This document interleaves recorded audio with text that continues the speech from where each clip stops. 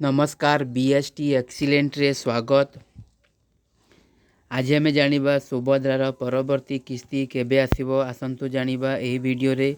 जे मानकर प्रथम किस्ती द्वितीय किस्ती तृतीय किस्ती मिल जाइछि तांको नेक्स्ट इनस्टॉलमेंट केबे मिलिबो सुभद्रार 2026 रो आसंतु जानिबा एही वीडियो रे।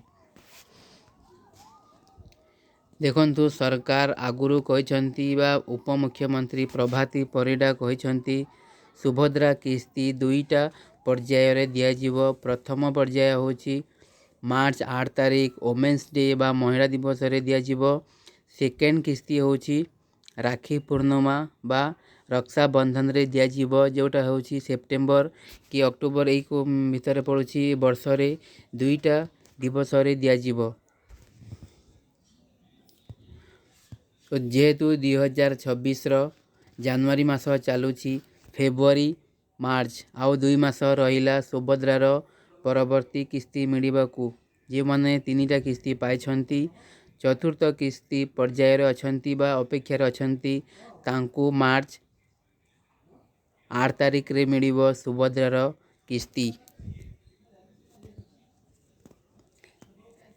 ता पूर्वरु निश्चित एनपीसीआई रे जाइकी डीबीडी चेक करि नियंतु डीबीडी एक्टिव अछि कि नाही।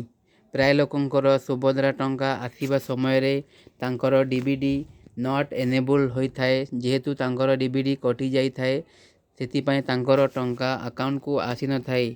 सेति पय सुभद्रा टंका मिडिया पूर्वरु डीबीडी चेक करंतु स्थिति डीबीडी फॉर एनेबल अछि कि नाही। यदि एनेबल थिबो ताले जानिबे डीबीडी एक्टिव अछि।